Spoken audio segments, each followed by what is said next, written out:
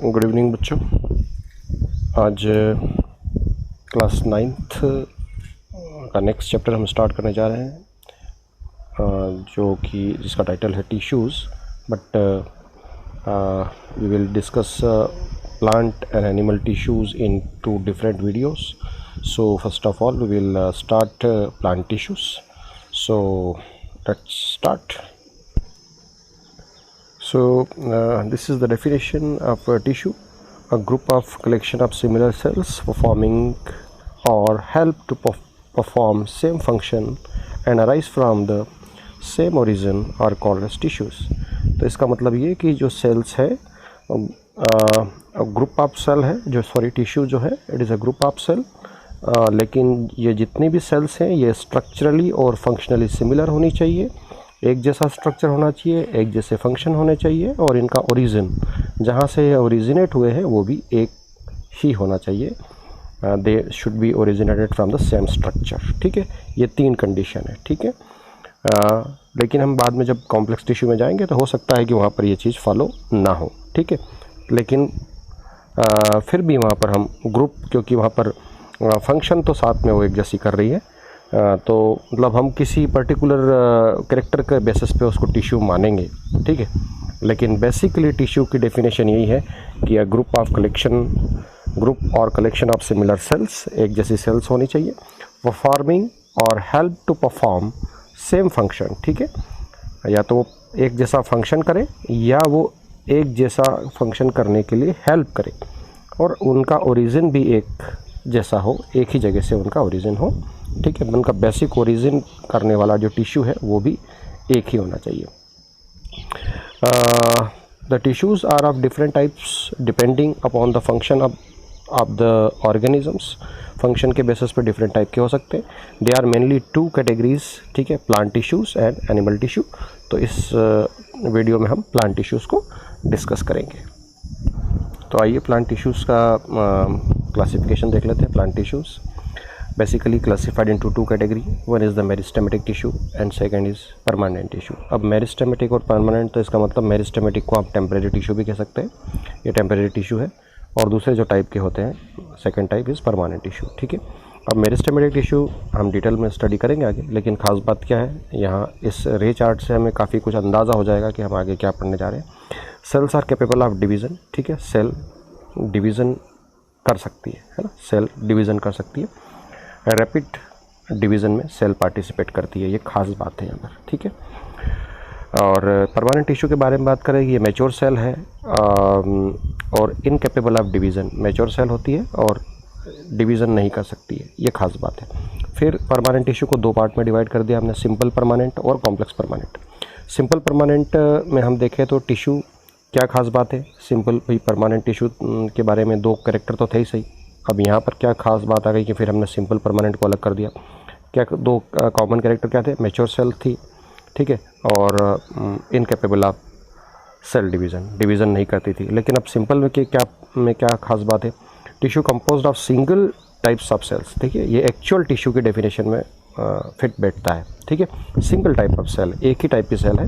ठीक है, जो कि टिश्यू की डेफिनेशन कहती है कि सिंगल टाइप ऑफ सेल होनी चाहिए, स्ट्रक्चरली सिमिलर होनी चाहिए, फंक्शनली सिमिलर होनी चाहिए, और उनका ओरिजिन भी सेम होना चाहिए। ठीक है, तो ये खास बात है यहाँ पर कि ये सिंगल टाइप ऑफ सेल यहाँ पर है, और इसको फिर फर्दर डिवाइड किया गया, जिनको हम डिटेल स्टडी करेंगे, पैरेन्काइमा, कोलेन्काइमा और स्क्लेरेन्काइमा। ठीक है, और यहाँ पर एक और है क्लोरेन्काइमा। ठीक है, तो इस क्लोरेन्काइमा को भी हम डिस्कस करेंगे। एक्चुअली ये पैरेन्काइमा का ही टाइप होता है। ठीक है, पैरेन्काइमा का ही टाइप होता है। तो चलिए इसके बारे में बात करेंगे। अब कॉम्प्लेक्स टिश्यू क्या है, परमानेंट टिश्यू को हमने दूसरा टाइप हमने जो क्लासिफाइड किया था कॉम्प्लेक्स परमानेंट टिश्यू। तो क्या खास बात है कि tissue composed of more than 1 type of cell है ना, ये टाइप ऑफ सेल के बेसिस पे हमने यहाँ ये जो हमारा क्लासिफिकेशन हुआ है ये टाइप ऑफ सेल के बेसिस पे हुआ है। यहाँ पर अगर 1 टाइप ऑफ सेल है तो सिंपल, और एक से अधिक टाइप के सेल हो तो कॉम्प्लेक्स। ठीक है, more than 1 type of cell. फिर इसको हमने फर्दर डिवाइड कर दिया जाइलम एंड फ्लोएम। ठीक है, अब यहाँ पर ये फंक्शन के बेसिस पे इनको हम कह सकते हैं कि जो वाटर और मिनरल्स को ट्रांसपोर्ट करता है वो टिश्यू, उसको हमने जाइलम कह दिया। उस कॉम्प्लेक्स परमानेंट टिश्यू को हम जाइलम कह दिया, लेकिन जो फूड मटेरियल का ट्रांसपोर्ट करता है उसको हमने फ्लोएम कह दिया। ठीक है, हालांकि इनके भी अभी जब हम इनकी स्टडी करेंगे तो इनके भी जो एलिमेंट्स हैं, more than one type of cell, यानी कि more than one type of cell कौन कौन सी है, तो वो भी हम डिस्कस करेंगे आगे। ठीक है, आपको वैसे मालूम होना चाहिए जाइलम वेजल्स, ट्रैकिट्स, जाइलम पेरेन्काइमा और जाइलम फाइबर, ये 4 तरीके की चीज़ें होती हैं यहाँ पर। ठीक है, वीडियो को पॉज करके आप लिख लीजिएगा इनको। फिर जैसे बात करें हम फ्लोएम के बारे में, तो यहाँ पर सीवी ट्यूब होती है, एक एलिमेंट हो गया वन टाइप, दूसरा कंपेनियन सेल हो गया। ठीक है, तीसरा यहाँ पर फ्लोएम फाइबर हो गया, और चौथा हो गया फ्लोएम पेरेन्काइमा। ठीक है, तो दोनों में फ्लोएम फाइबर इधर है, जाइलम फाइबर इधर है, फ्लोएम पेरेन्काइमा इधर है, जाइलम पेरेन्काइमा इधर है, तो ये एक जैसे ही नाम है दोनों के। बस यहाँ जाइलम के लिए ट्रैकिट्स वेजल्स और फ्लोएम के लिए सिव ट्यूब और कंपेनियन सेल, ये याद रखिएगा। ठीक है, तो ये एक ओवरऑल प्लांट टिश्यू का क्या बोलना चाहिए कि माइंड मैप जो है वो आपके दिमाग में आ गया होगा। चलिए आगे चलते हैं, डिस्कस करते हैं। तो आइए, तो इसमें सबसे पहले हम डिस्कस करते हैं मेरिस्टेमेटिक टिश्यूज़ के बारे में, जिनको हमने परमानेंट टिश्यू कहा था, टेम्परेरी टिश्यू कहा था। उन टेम्परेरी टिश्यू के बारे में हम डिस्कस कर लेते हैं। उनके कैरेक्टर्स क्या होंगे, बेसिक कैरेक्टर क्या होंगे। ठीक है, they have small cells with thin cell wall. ठीक है, सेल का साइज़ क्या होगा, स्मॉल होगा, और सेल वॉल जो होगी वो उसका साइज़ होगा थिन होगा, पतला होगा। क्यों? क्योंकि वो टेम्परेरी सेल है, लगातार सेल डिवाइड होती रहती है, तो वहाँ पर बहुत ज़्यादा सेलुलोज, जो सेल वॉल के बारे में हम बात करें तो वहाँ बहुत ज़्यादा सेलुलोज, लिग्निन, पेक्टिन, उसका डिपोजिशन नहीं हो पाता है, उसके पहले ही उसको वापस से डिवीज़न के लिए तैयार होना होता है, इसलिए उसकी जो सेल वॉल है वो हमेशा थिन ही रहेगी। ठीक है, जबकि जो परमानेंट टिश्यूज़ हैं, वहाँ पर उन टिश्यूज़ में हम सेल वॉल देखेंगे, उन सेल की सेल वॉल देखेंगे तो वहाँ पर थिक हो सकती है वो। ठीक है, वहाँ थिक मिलेगी आपको डेफिनेटली, क्योंकि वहाँ लगातार सेलुलोज, लिग्निन, पेक्टिन का डिपोजिशन होता रहेगा, तो वो थिक हो जाएगी, मोटी हो जाएगी। ठीक है, दूसरी खास बात, cell have large nuclei. Large nuclei क्यों?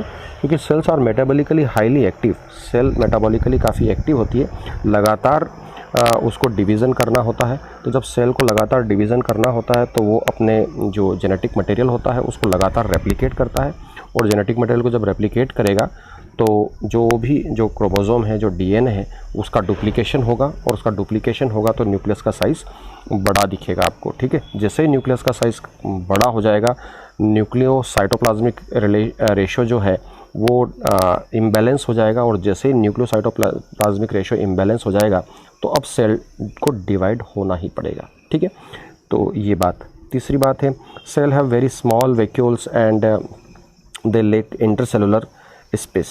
ठीक है, तो जो सेल हैं, जो टेम्परेरी टिश्यूज़ होते हैं, जो मेरिस्टेमेटिक टिश्यूज़ होते हैं, वो मैं आपको बताऊं तो ये इस तरीके से फ्लैटेंड सेल्स होती है, ऐसी फ्लैटेंड सेल्स होती है ऐसी।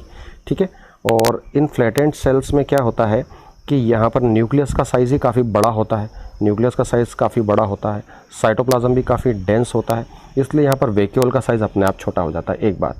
और दूसरी बात ये कि इंटरसेलुलर स्पेस, तो यहाँ बिल्कुल आप देखिए, जब फ्लैटेंड सेल्स होती है, एक के जैसे हम किसी दीवार को देखें, इमेजिन करिए दीवार जो अभी बन रही है, अभी उसके ऊपर सीमेंटिंग नहीं हुआ है, तो जो ईंटें होती है, उन ईंटों जो फ्लैटेंड ईंटें एक दूसरे, जो ब्रिक्स होती है, वो ब्रिक्स एक दूसरे के ऊपर जमी हुई है और कोई स्पेस नहीं है बीच में, तो बिल्कुल वैसा के वैसा ही आप देखिएगा, वैसी ही ये सेल्स होती है।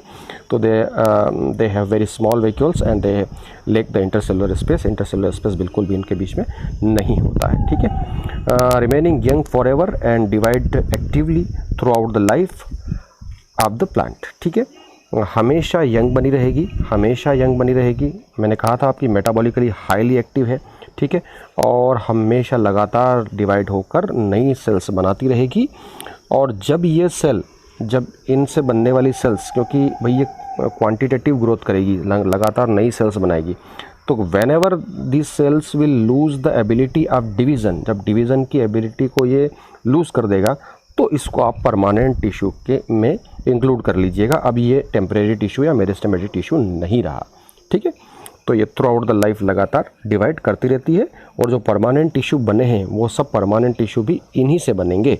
मतलब यही सेल्स जब डिवीज़न की एबिलिटी इनमें लूज़ हो जाएगी तो ये परमानेंट टिश्यू में शिफ्ट हो जाएगी। ठीक है, चलिए आगे पढ़ते हैं। In plants this tissues are found in the tips of root. कहाँ पर मिलेगा आपको? रूट के टिप्स में मिलेगा, रूट एपेक्स में मिलेगा, या स्टेम के एपेक्स में मिलेगा, या स्टेम के नोड वाले रीजन पे मिलेगा। ठीक है, कहाँ पर मिलेगा? रूट के एपेक्स में, शूट के एपेक्स में, और कहाँ मिलेगा? और आपको स्टेम के नोड में मिलेगा। मैं एक छोटा सा डायग्राम बना के आपको यहाँ पर बता दूँ कि जैसे ये स्टेम हम बना रहे हैं, ये स्टेम बना रहे हैं, और आप मान लीजिए ये इसके स्टेम का एपेक्स है, तो ये यहाँ पर एपेक्स में मिलेगा, जिसको आप अभी हम डायग्राम से देखेंगे आगे। ये एपिकल मेरिस्टेम होगा। ठीक है, एपिकल मेरिस्टेम यहाँ मिलेगा आपको।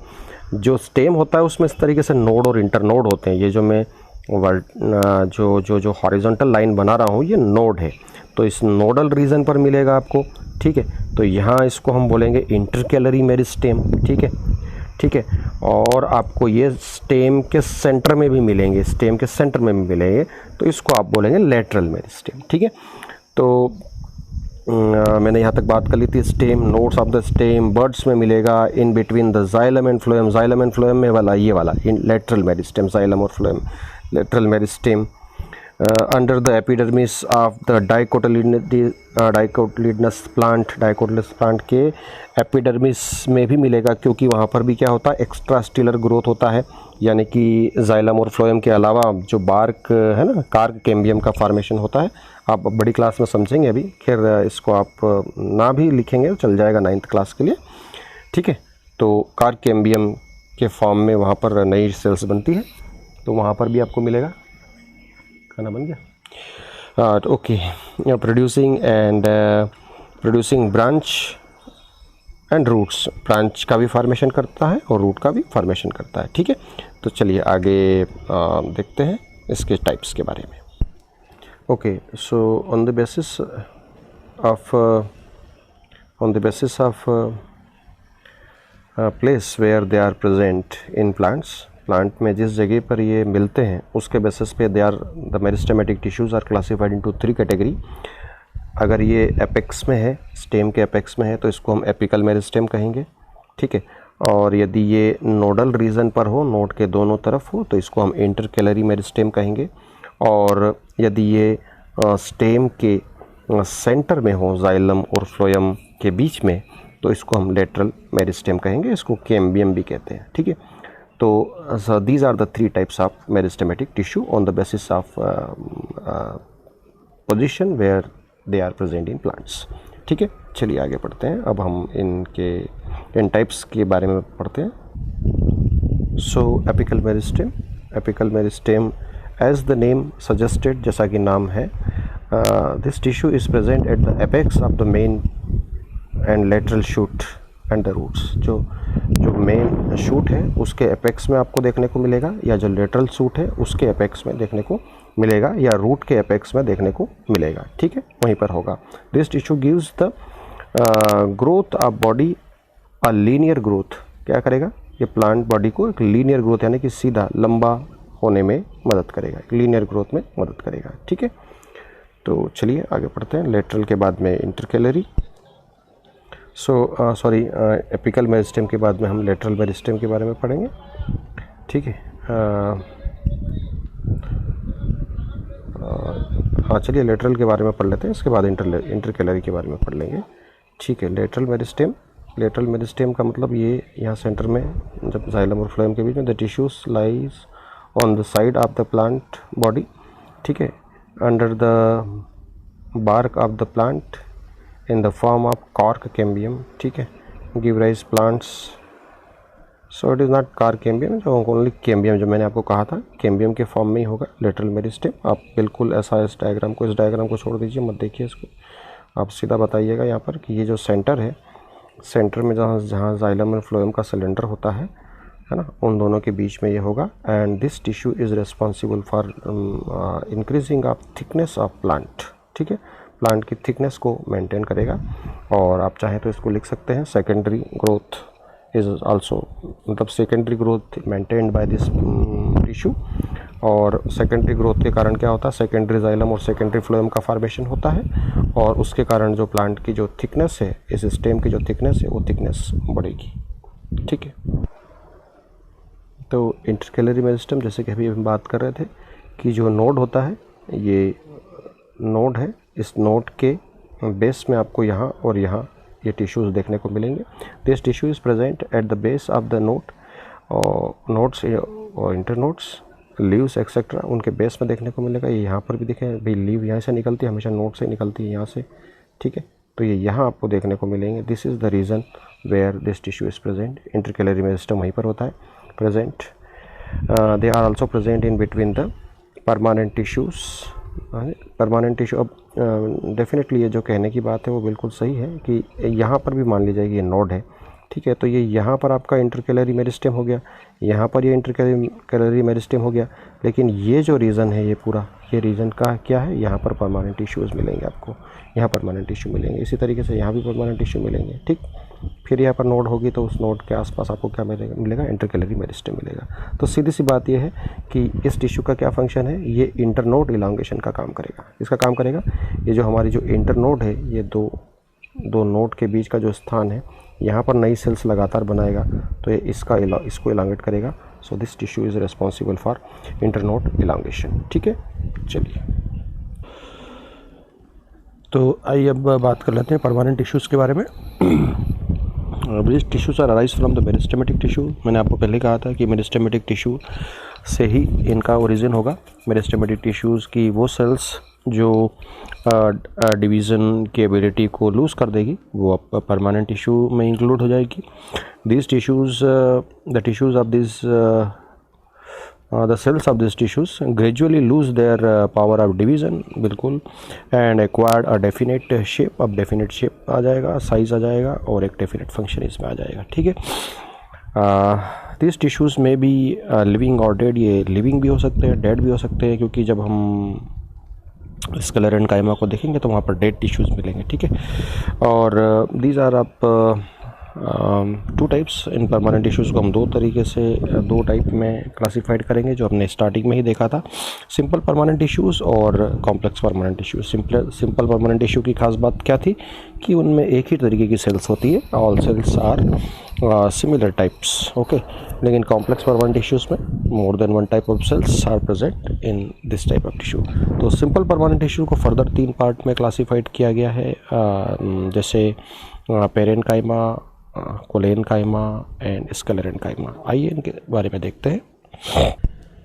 तो अभी हम इनके बारे में बात करें, simple permanent tissue. Simple permanent tissue के लिए खास बात क्या है कि लिखा हुआ है, comprises of same type of cells which perform the same function and all arise from the same origin. These are 3 types जिनके बारे में अभी डिस्कस किया हमने परमानेंट टिश्यूज़ में, पेरेन्काइमा, कोलेनकाइमा एंड स्क्लेरेन्काइमा, ठीक है।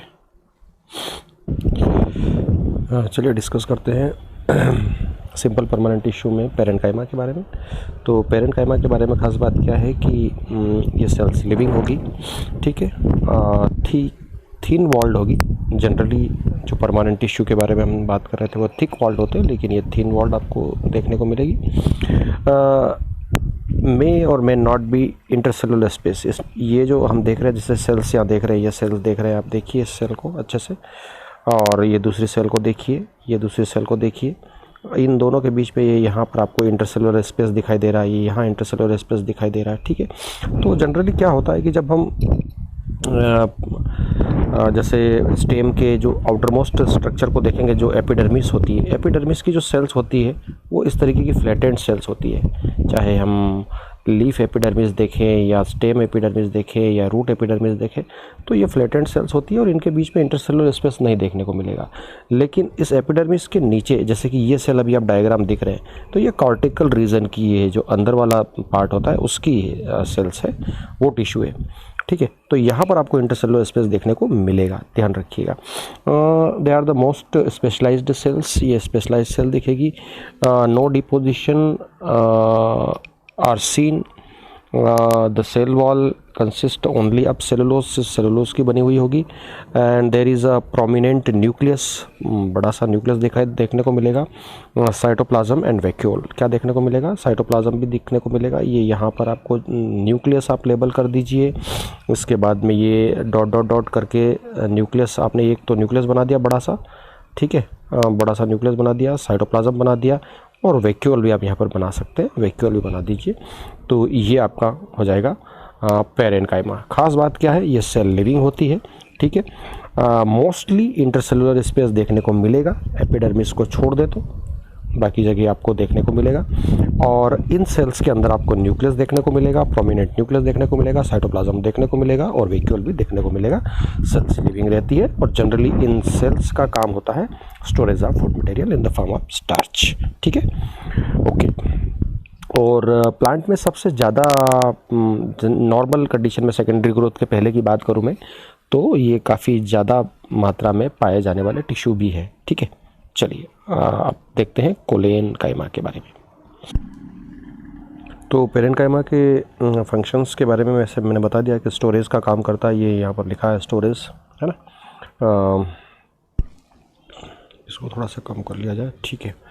तो स्टोरेज का काम करते हैं ये, और क्या क्या स्टोर करते हैं, स्टार्च को स्टोर करते हैं, प्रोटीन, हार्मोन्स, है ना, वेस्ट प्रोडक्ट, गम, रेजिन, टेनिन वगैरह वगैरह, ये जितनी भी चीज़ें प्लांट में होती है they all are stored in parenchyma, ठीक है। फिर लिखा है कि ये मेटाबॉलिक एक्टिविटीज़ में टेक पार्ट करते हैं, परफॉर्म करते हैं। तो लिविंग सेल है तो लिविंग सेल में तो मेटाबॉलिक एक्टिविटी परफॉर्म करेंगे ही सही, ठीक है।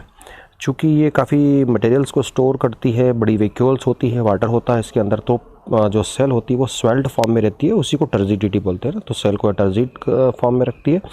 और फिर collenchyma help in performing photosynthesis. तो एक्चुअली क्या है कि जो अभी हमने पेरेन्काइमा का मैंने आपको डायग्राम बताया था कि आप न्यूक्लियस बना दीजिए, आप वैक्यूल बना दीजिए, आप साइटोप्लाज्म बना दीजिए, लेकिन यदि यहाँ आप क्लोरोप्लास्ट भी बना देते हैं, क्या बना देते हैं, क्लोरोप्लास्ट बना देते हैं, तो इसी पेरेन्काइमा को हम कोलेनकाइमा बोलने लग जाए, सॉरी क्लोरेनकाइमा बोलने लग जाएंगे। और क्लोरेनकाइमा बोलेंगे तो इसका मतलब ये कि वो एक फोटोसिंथेटिक सेल हो जाएगी, because in the presence of, जब इसके पास में क्लोरोप्लास्ट है तो क्लोरोफिल भी होगा, और क्लोरोफिल होगा तो फोटोसिंथेसिस भी कर सकती है। तो क्लोरेनकाइमा जो पेरेन्काइमा का ही टाइप है वो फोटोसिंथेसिस करता है, इस बात को भी ध्यान रखिएगा, ठीक है। तो अभी हमने पेरेन्काइमा कंप्लीट कर लिया, चलिए आगे चलते हैं। तो अब हम कोलेनकाइमा जो permanent tissue, simple permanent tissue का जो सेकेंड टाइप है कोलेनकाइमा, उसके बारे में हम डिस्कस कर रहे हैं। डायग्राम मुझे नहीं मिला, इसलिए मैं डायरेक्टली आपको यहाँ पर बना के एक्सप्लेन कर रहा हूँ कि ये जिस तरीके से पेरेन्काइमा की सेल्स यहाँ पर थी, मान लिया जाए कि ये पेरेन्काइमा की सेल है, ठीक है। इस तरीके से ये पेरेन्काइमा की सेल्स होती है और इंटरसेलुलर स्पेस जनरली होता है यहाँ पर, ठीक है, इंटरसेलुलर स्पेस होता है, ठीक है। मैं पेरेन्काइमा की बात कर रहा हूँ फिलहाल, ध्यान रखिएगा, मैं कोलेनकाइमा की बात नहीं कर रहा हूँ। ये पेरेन्काइमा की सेल्स जिनमें न्यूक्लियस आपने देखा था कि भाई एक बड़ा सा न्यूक्लियस होता है और वैक्यूल होती है ना, वैक्यूल होती है। इस तरीके से वैक्यूल भी बना सकते हैं आप, यहाँ पर वैक्यूल बना दीजिएगा, ठीक है। इस पर बनाना थोड़ा सा मुश्किल है। अब क्या होता है कि ये जो सेल जो एक दूसरे को जहाँ डिपॉजिट कर रही, मतलब जो कनेक्ट कर रही है, इस जगह पर क्या होता है कि कुछ डेड मटेरियल आकर डिपॉजिट हो जाता है। Dead material is deposited at the point where two cells are interconnected, so there intercellular space, यूँ कहना चाहिए कि इंटरसेलुलर स्पेस लगभग ख़त्म हो जाता है। तो पहले जब इंटरसेलुलर स्पेस था तो इसी को हम पेरेन्काइमा कह रहे थे, लेकिन अब intercellular space due to deposition of lignin, pectin and some और डेड मटेरियल्स, उसके कारण क्या होता है कि यहाँ का जो इंटरसेलुलर स्पेस होता है वो ख़त्म हो जाता है, ठीक है। तो ऐसी कंडीशन में ये जो सेल्स होती है, ये सेल्स कहना चाहिए कि जब टिश्यूज़ होते हैं तो टिश्यू में क्या होता है कि हर सेल का दूसरे सेल के साथ में कुछ साइटोप्लाज्मिक रिलेशन होता है। Every cell connected to the nearby cell and they will maintain cytoplasmic connection with each other. और साइटोप्लाज्मिक कनेक्शन मेंटेन करने के लिए जब दो सेल आपस में साइटोप्लाज्मिक कनेक्शन मेंटेन करती है तो उनके बीच में क्या होता है, प्लाज्मोडेस्माटा कनेक्शंस होते हैं। क्या होते हैं? प्लाज्मोडेस्माटा कनेक्शंस होते हैं, और उन प्लाज्मोडेस्माटा कनेक्शंस के थ्रू वो अपने मटेरियल को एक दूसरे के साथ एक्सचेंज करते हैं। लेकिन अब यहाँ पर क्या हुआ कि यहाँ पर इन दो सेल के बीच में जहाँ प्लाज्मोडेस्माटा कनेक्शंस थे वहाँ पर डेड टिश्यू डिपॉजिट हो गया, इसलिए अब सेल का जो एक दूसरे के साथ में जो रिलेशन था वो रिलेशन ख़त्म हो गया, ठीक है।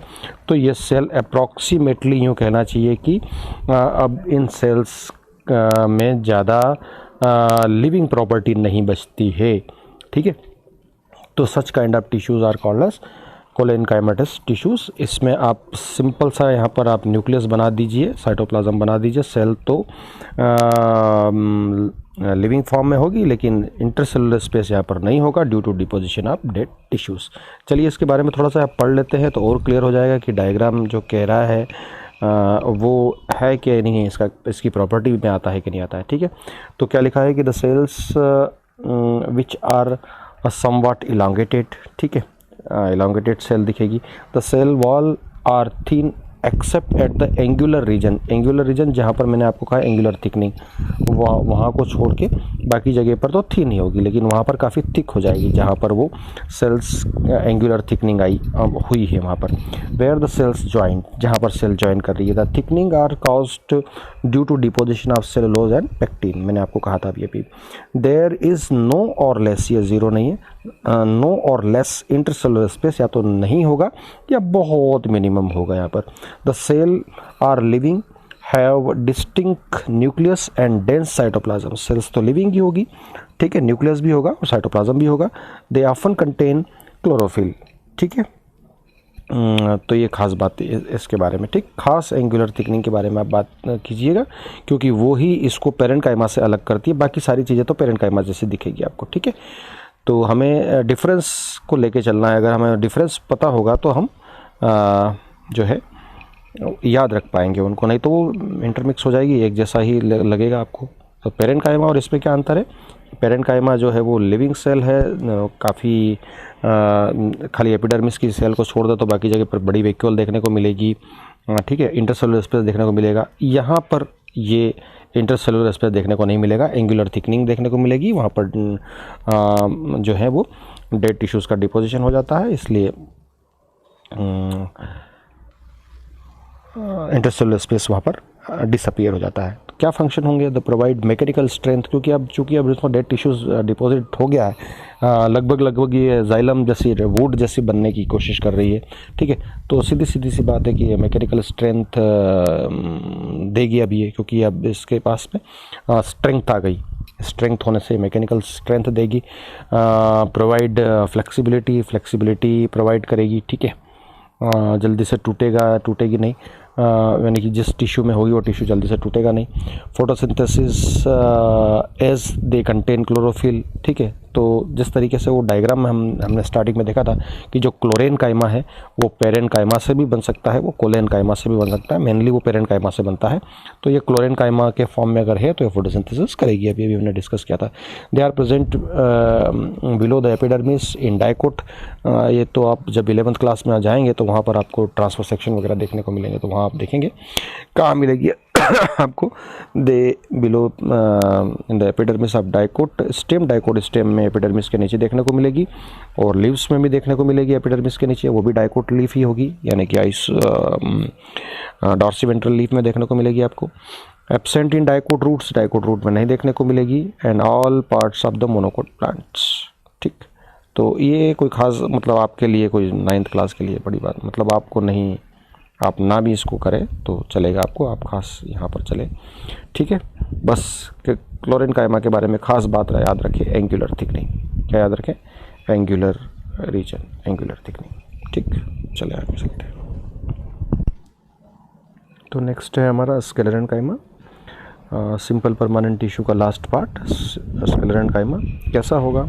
Long, narrow, dead and highly thick walled with little lumen internal space, ठीक है। जब इन सेल्स को हम देखेंगे तो यह सेल कैसी आपको देखने को मिलेगी? ये इस तरीके की हेक्सागोनल सेल हो सकती है, ऐसी हेक्सागोनल सेल होगी।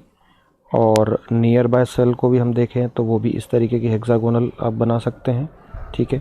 कोई इंटरसेलुलर स्पेस नहीं, और काफ़ी थिक सेल वॉल देखने को मिलेगी। ये सेल वॉल है, इसको आप काफ़ी थिक बना सकते हैं, थिक बना दीजिए इसको, ठीक है। और इसमें जो दो नियर बाय सेल है उनके बीच का जो प्लाज्मोडेस्माटा कनेक्शन है वो कम्प्लीटली ब्लॉक हो गया है, टूट गया है, वही अभी जो इसके पहले हम कोलेन कायमा देख रहे थे, उस कोलेन कायमा में जब इतना ज़्यादा लिग्निन और सेलुलोज डिपॉजिट हो जाए कि पूरा के पूरा इंटरसेलुलर स्पेस ब्लॉक हो जाए और सेल वॉल काफ़ी थिक हो जाए, ठीक है, और छोटा सा पार्ट लुमन बीच में बचे, बस इतना सा ये होलो लुमन बचे, तो इस कंडीशन में इस टिश्यू को हम बोलेंगे स्क्लेरेन कायमा, ठीक है। तो स्क्लेरेन कायमा मतलब कम्प्लीटली डेड टिश्यूज़ होंगे, ठीक है। अब इसके प्रॉपर्टी के बारे में हमने कुछ खास बातें यहाँ देख ली थी। और क्या था, thickening is made up by lignin, ये लिग्निन की बनी होगी जो इसकी जितनी भी थिकनिन है वो, और lignin function as cement and hardness of the cell, cell के हार्डनेस के लिए रिस्पॉन्सिबल है लिग्निन, ठीक है। The cell wall contain certain unthickened area, है ना। मैं इसको डिलीट कर दूँ थोड़ा सा, यहाँ पर ये अनथिकन्ड एरिया भी होता है यहाँ पर, कहीं कहीं पर जहाँ पर कम थिकनिंग होगी, है ना, उसको हम बोलेंगे पिट्स, वो पिट्स वाले कंडीशंस होगी, ठीक। इसके बाद में स्क्लेरेन कायमा कहाँ मिलेगा आपको प्लांट में, तो स्क्लेरेन कायमा कहाँ मिलेगा, स्क्लेरेन कायमा occurs in stem of monocot plant, monocot plant के स्टेम में आपको देखने को मिलेगा, है ना, अराउंड द वेस्कुलर बंडल, उसके वेस्कुलर बंडल, एक्चुअली उसको हम बोलते हैं एक्सटेंशन ऑफ बंडल शीथ, है ना, बंडल शीथ का एक्सटेंशन होता है, उसमें देखने को मिलेगा। जाइलम और फ्लोएम में आपको देखने को मिलेंगे, ठीक है। जैसे जाइलम फाइबर और फ्लोएम फाइबर जो होते हैं वो स्क्लेरेन कायमा के बने होते हैं। तो हार्ड कवरिंग ऑफ नट्स, जो नट्स होती है उसका हार्ड कवरिंग होगा, जो आप मूंगफली वगैरह आप खाते हैं उसकी जो हार्ड कवरिंग है उसमें आपको देखने को मिलेगा। अदर नट्स भी, किसी के बारे में बात कर लें, ग्राउंड नट या किसी और नट के बारे में बात कर लें, हस्क ऑफ कोकोनट, कोकोनट का जो ऊपर का जो छिलका होता है या जो कोयर होता है वो भी इसी का बना हुआ है, स्क्लेरेन कायमा का। Grit of apple, pear and guava, ये भी इसी का बना हुआ है, स्क्लेरेन कायमा का ही बना हुआ है, ठीक है। तो स्क्लेरेन कायमा के फंक्शंस के बारे में बात करें तो पहली बात तो मैकेनिकल स्ट्रेंथ, कोई भी डेड टिश्यू होता है तो वो डेड टिश्यू क्या करता है, वो हार्ड बनाता है, प्लांट को कठोर बनाता है, उसकी स्ट्रेंथ को बढ़ाता है, तो मैकेनिकल स्ट्रेंथ प्रोवाइड करेगा। Chief mechanical strength tissue providing strength to the plants enable them to bear various stresses, ठीक है। तो बहुत सारे स्ट्रेसेस को बियर करने की शक्ति इसमें ये प्रोवाइड करता है, चूँकि ये किसी भी प्लांट के जहाँ जिस प्लांट ऑर्गन मतलब प्लांट के पार्ट में है उसको काफ़ी सॉलिड बना देता है, उसको पावरफुल बना देता है, मतलब उसमें ज़्यादा स्ट्रेसेस को सहन करने की शक्ति आ जाती है, ठीक है, इस तरीके से। फिर प्रोटेक्शन के बारे में बात करें, forms a protective covering around the seeds and nuts, जैसे कि हम बात करें वही जो नट्स हैं उनके ऊपर जो उनका जो कवरिंग होता है वो कवरिंग काफ़ी हार्ड होता है और उसके अंदर जो भी सीड होता है वो काफ़ी प्रोटेक्टेड फॉर्म में रहता है। कमर्शियल फाइबर्स, है ना, द स्क्लेरेन कायमा fibres of some plants are as commercially exploited. These are the flax, hemp, jute, coconut, है ना। बाकी के बारे में आपने ना सुना हो, हेम्प के बारे में, जूट के बारे में तो सुना होगा, रस्सियाँ बनती है। कोकोनट के बारे में अभी अभी हमने बात करी कि जो उसका ऊपर वाला पार्ट होता है उन फाइबर्स जो हार्ड फाइबर होते हैं वो, ठीक है, तो उन हार्ड फाइबर से ब्रशेस और ब्रूम्स, झाड़ू वगैरह ये सब चीज़ें बनती है, ठीक है। और ये फ्लेक्स और हेम्प से भी काफ़ी अच्छे फाइबर होते हैं इनमें, तो इनसे भी रस्सियाँ और इस तरीके के आइटम्स बनाए जाते हैं, ठीक है। तो चलिए आगे बढ़ते हैं। कॉम्प्लेक्स परमानेंट टिश्यू के बारे में हम बात करते हैं, जिसमें हम जाइलम और फ्लोएम को इंक्लूड करते हैं। कॉम्प्लेक्स मतलब such special type of permanent tissues consist by more than one type of cells are called as complex permanent tissues, ठीक है। कॉम्प्लेक्स में यहाँ पर एक से अधिक तरीके की सेल्स, और परमानेंट इसलिए क्योंकि अब इनमें डिवीज़न नहीं होता है, ठीक है।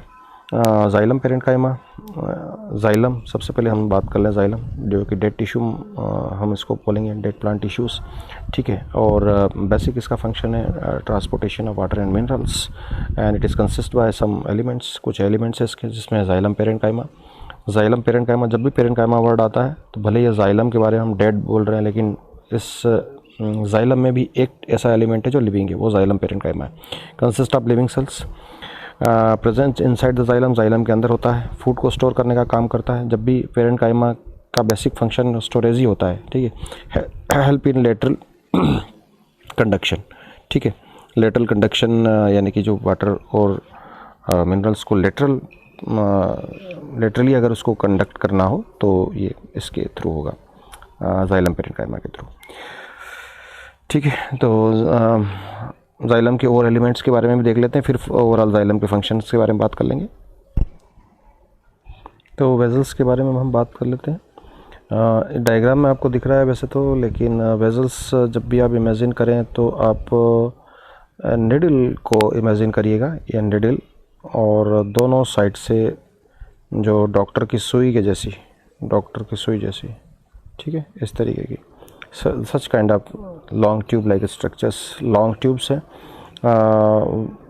वॉल्स आर लिग्निफाइड, जैसे लिग्निफाइड अभी हम डिस्कस किया था, यानी कि वॉल जो होती है वो लिग्निफाइड, यानी कि डेड, काफ़ी ज़्यादा लिग्निन और सेलुलोज का डिपोजिशन।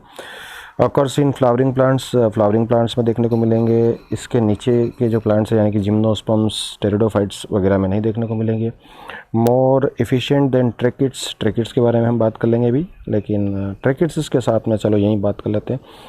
जाइलम इस तरीके से, जैसे ये वेजल्स हैं, वेजल्स इस तरीके से लॉन्गिट्यूडनल होगी, और जनरली ट्रैकिड्स होते हैं वो ये हॉरिजॉन्टल इनको कनेक्ट करने का काम करते हैं। कई बार ये यहाँ पर होंगे, these are the called tracheids. तो ट्रैकिड्स की तुलना में ये काफ़ी एफिशिएंट होती है क्योंकि ज़्यादा संख्या में होती है और लॉन्ग कंटिन्यूस चेन मेंटेन करती है, तो उनके तुलना में ज़्यादा एफिशिएंट है, और वाटर और मिनरल्स को ट्रांसपोर्ट करने का काम करती है। Formed by end to end union of large number of dead cells, लगातार डेड सेल्स होगी, ये लिग्निफाइड का मतलब हुआ dead cells. Vessels and tracheids are conducting elements of xylem, they conduct water and minerals vertically, ठीक है। तो ये वेजल्स हो गया और ये ट्रैकिड्स हो गया, और दोनों ने आपस में मिल के सीधी सी बात ये है कि वाटर और मिनरल्स को जो ट्रांसपोर्ट करने का काम करते हैं वो यही दोनों करते हैं, ठीक है। तो जाइलम पेरेन्काइमा के हमने बारे में बात कर ली, हमने वेजल्स के बारे में बात कर ली, और साथ में हमने ट्रैकिड्स के बारे में बात कर ली। मैं आपको नोट्स दिखा देता हूँ, आप उनको नोट कर लीजिएगा। तो ये ट्रैकिड्स के बारे में नोट्स दिए हुए हैं, ये जाइलम के बारे में ओवरऑल बात की हुई है, ठीक है।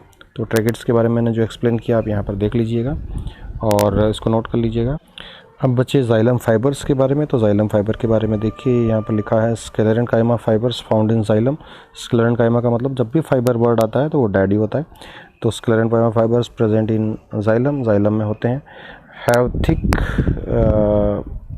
पॉइंटेड वॉल, थिक और पॉइंटेड वॉल होती है, नैरो होती है, narrow lumen and tapering ends, ठीक है, tapering ends. Thick pointed walls एक बात, दूसरी बात है narrow lumen and tapering ends, पतले एंड्स होते हैं दोनों धागे के जैसे, धागे का ये वाला हिस्सा भी पतला और ये वाला हिस्सा भी पतला, ठीक है। तो जाइलम के ये चारों एलिमेंट्स और उनके फंक्शंस के बारे में हम डिस्कस कर चुके हैं। हमने सबसे पहले जाइलम पेरेन्काइमा के बारे में बात करी, उसके बाद में हमने वेजल्स के बारे में बात करी, उसके बाद में जाइलम ट्रैकिड्स के बारे में हमने बात करी, और उसके बाद हमने जाइलम फाइबर के बारे में बात की, ठीक है। तो चलिए अब फ्लोएम के बारे में पढ़ लेते हैं और एंड करते हैं इसको। फ्लोएम के बारे में, take part in conduction of organic food को ट्रांसपोर्ट करने का काम करेगा, ठीक है। Living conductive tissue because of living cells in its transport channels, ठीक है। जैसे हम बात करें सीवी ट्यूब जो कि लिविंग है, कंपेनियन सेल जो कि लिविंग है, फ्लोएम पेरेन्काइमा जो कि लिविंग है, और सिर्फ डेड है तो क्या है, फ्लोएम फाइबर। जाइलम में उल्टा था, जाइलम में जो थे वो आउट ऑफ 4 3 डेड थे, वहाँ पर 3 डेड थे और 1 लिविंग था, लेकिन यहाँ पर अलग है, यहाँ पर 3 लिविंग है, 3 elements CV tubes, companion cell and phloem parenchyma are living, and out of 4 1 this phloem fiber is dead only, ठीक। तो यही बात याद रखिएगा। तो सबसे पहले sieve tubes के बारे में देखते हैं। sieve tubes elongated living tubular conducting channels, ठीक है। transverse end walls between the adjacent sieve tube cells are perforated sieve plates, ठीक है, have vacuolated cytoplasms, nucleus degenerates and cytoplasmic strands are continuous between adjacent sieve tube. तो देखिए simple सी बात यह है कि आप सीव ट्यूब के बारे में जब बात करेंगे तो सीव ट्यूब जो होता है, जैसे हम बात करें, जैसे एक मैं डायग्राम बनाने की कोशिश कर रहा हूँ यहाँ पर ये, क्योंकि ये डायग्राम जो यहाँ बने हुए हैं ये आपको अच्छे से नहीं दिखेंगे। तो जब सीव ट्यूब होता है ना, तो ये sieve tube, this sieve tube is always present with companion cell, ये हमेशा कंपेनियन सेल के साथ में ही होता है, ठीक है। तो ये सीव ट्यूब हो गई, ये सीव ट्यूब हो गई जिसमें वैक्यूलेटेड साइटोप्लाज्म है, भाई वैक्यूल है, साइटोप्लाज्म वगैरह है, सब है, लेकिन डीजेनरेटेड न्यूक्लियस, इसमें न्यूक्लियस नहीं होता है, ठीक है। सीव प्लेट्स यहाँ पर हैं, यानी कि ये एक साइटोप्लाज्मिक कनेक्शन है, ये कंपेनियन सेल है, ये कौन सा सेल है, कंपेनियन सेल है, और ये सीव ट्यूब है। They are always present together, ये हमेशा एक साथ होती है। और क्यों होती है, क्योंकि इन दोनों के बीच में एक ही न्यूक्लियस होता है, only one nucleus is present in between this both sieve tube and companion cell, and this nucleus will control the activity of both the cells, दोनों सेल की एक्टिविटी को ये ही न्यूक्लियस कंट्रोल करता है। तो ये both cells are present together and this cells are responsible for conducting of food material in plants, ठीक है। तो दोनों ही यानी कि जो मेन एलिमेंट्स है फ्लोएम के, sieve tube and companion cell, इनके बारे में ये इन्फॉर्मेशन है। नोट्स आपके सामने हैं, इनके उसको आप नोट कर लीजिएगा। तो ये कंपेनियन सेल के बारे में है। Thin walled, small and elongated, has dense cytoplasm and nucleus, dense cytoplasm and nucleus. आप देखिए न्यूक्लियस इससे लिखा है, ये nucleus, this is the sharing nucleus in between sieve tube and companion cell. Nucleus control the sieve tubes and keeps them living, ठीक है। साफ साफ लिखा हुआ है कि जो कंपेनियन सेल का जो न्यूक्लियस होता है, कंपेनियन सेल का nucleus, the nucleus control the sieve tubes and keep them living, ठीक। चलिए तो अब तीसरे एलिमेंट के बारे में हम बात कर लेते हैं। फ्लोएम का तीसरा एलिमेंट कौन है, फ्लोएम पेरेन्काइमा। जिससे जाइलम पेरेन्काइमा है वैसे ये भी है। Parenchyma present in phloem, thin walled and living. Function क्या है, स्टोरेज। जब भी पेरेन्काइमा का मतलब आता है तो parenchyma storage and slow lateral conduction of food. Lateral conduction, वहाँ पर भी हमने lateral conduction of water and minerals पढ़ा था, यहाँ पर लेटरल कंडक्शन ऑफ फूड पढ़ लीजिए, इसको कोई दिक्कत नहीं है, ठीक है। और बचा हुआ क्या है, फ्लोएम फाइबर, तो आइए देख लेते हैं उसके बारे में भी।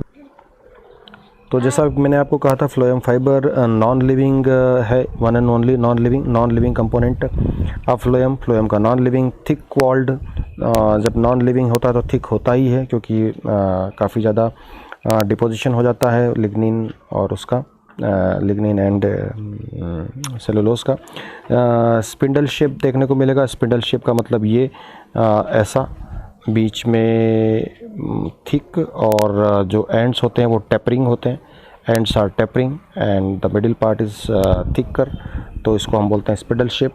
Dead cells which passes narrow lumen, ठीक है। जिस तरीके से स्क्लेरेन्काइमा के बारे में हमने बात की थी, ऐसा ये नैरो लूमन।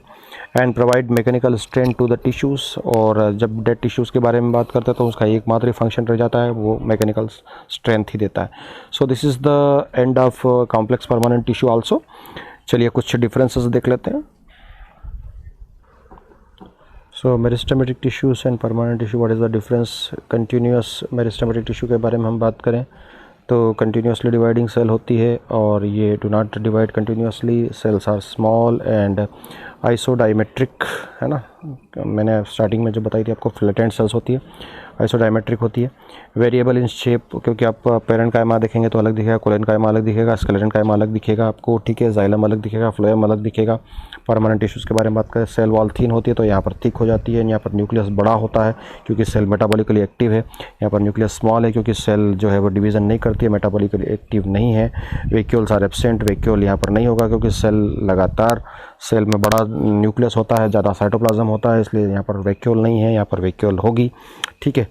लेकिन फिर भी अब जब बात करें स्क्लेरेन्काइमा में देखने को नहीं मिलेगी। इंटरसेलुलर स्पेस एब्सेंट होता है और इंटरसेलुलर स्पेस यहाँ पर प्रेजेंट होता है, पेरेन्काइमा में देखने को मिलेगा। कोलेन्काइमा में एंगुलर थिकनिंग है, स्क्लेरेन्काइमा में है ही नहीं, ठीक है। लेकिन आप लिख दीजिए कि यहाँ पर होता है, ठीक है। Metabolically active are at high rate, काफ़ी ज़्यादा पहले ही बात कर ली हमने। यहाँ पर लो रेट क्योंकि सेल्स जो है वो परमानेंट हो गई है, अब डिफ्रेंशिएशन हो गया है, अब उसमें डिवीज़न नहीं होगा तो मेटाबॉलिकली एक्टिविटी कम होगी। इनऑर्गेनिक इंक्लूजन एब्सेंट, ठीक है, और यहाँ पर ये प्रेजेंट होगा। सेल्स आर अनडिफ्रेंशिएटेड मतलब टेम्परेरी टिश्यू लगातार डिवाइड करती रहेगी, ऐसे सेल को अनडिफ्रेंशिएटेड कहेंगे। लेकिन जो परमानेंट सेल हो गई है, डेफिनेट टिश्यू में इन्वॉल्व हो गई, उसको हम डिफ्रेंशिएटेड सेल कहेंगे। परमानेंट टिश्यू हमेशा होते हैं। और सिंपल टिश्यूज़, और ये सिंपल या कॉम्प्लेक्स दो तरीके के हो सकते हैं। सिंपल में हम 3 तरीके की चीज़ें पढ़ेंगे, पेरेन्काइमा, कोलेन्काइमा, स्क्लेरेन्काइमा, और कॉम्प्लेक्स में हम पढ़ेंगे जाइलम और फ्लोएम। तो इसी तरीके से जाइलम और फ्लोएम में डिफरेंस भी देख लीजिए। कंडक्शन, ये वाटर और मिनरल्स को कंडक्ट करता है जाइलम, फ्लोएम जो होता है वो फूड मटेरियल को कंडक्ट करता है। और डायरेक्शन, जाइलम के थ्रू जो डायरेक्शन होता है वो हमेशा रूट से स्टेम, स्टेम से ब्रांच, ब्रांच से लीफ की तरफ होता है। लेकिन जब फ्लोएम का कंडक्शन होता है वो लीफ से ऊपर की ओर भी होगा और नीचे की रूट की तरफ भी होगा, ठीक है। इसके बाद में हम बात करें कंपोनेंट्स में, तो tracheids, vessels, xylem parenchyma and xylem fibres होते हैं। यहाँ पर sieve tubes, companion cell, phloem fibre and phloem parenchyma होंगे। चैनल्स के बारे में बात करें, कंडक्टिंग चैनल्स यहाँ पर ट्रैकिड्स और वेजल्स होते हैं, और यहाँ पर सीव ट्यूब होता है। इसमें हम डेड और लिविंग पार्ट्स के बारे में बात करें तो ट्रैकिड्स, वेजल्स और जाइलम फाइबर जो होते हैं वो डेड होते हैं, सिर्फ जाइलम पेरेन्काइमा जो है वो लिविंग होते हैं, ठीक है। और यहाँ हम बात करें फ्लोएम में, तो sieve tube, companion cell and xylem parenchyma are living, only phloem fibre is dead, ठीक है। मैकेनिकल स्ट्रेंथ, जाइलम जो होता है वो मैकेनिकल स्ट्रेंथ का काम करता है। In addition to the conduction of xylem provided mechanical strength to the plant. Xylem water और मिनरल्स को कंडक्ट करने के साथ साथ में मैकेनिकल स्ट्रेंथ भी देता है, ठीक है। और जो कि फ्लोएम होता है ये नहीं देता है, मैकेनिकल स्ट्रेंथ नहीं देता है, कोई मैकेनिकल स्ट्रेंथ नहीं देता है। तो this is the end of plant tissues. Hope आपको बहुत अच्छे से समझ में आया होगा। आप इस वीडियो को देखिए, लाइक शेयर कीजिए, और आपको जो भी क्वेश्चंस करने हैं कमेंट बॉक्स में लिखें, ठीक है। बहुत बहुत धन्यवाद।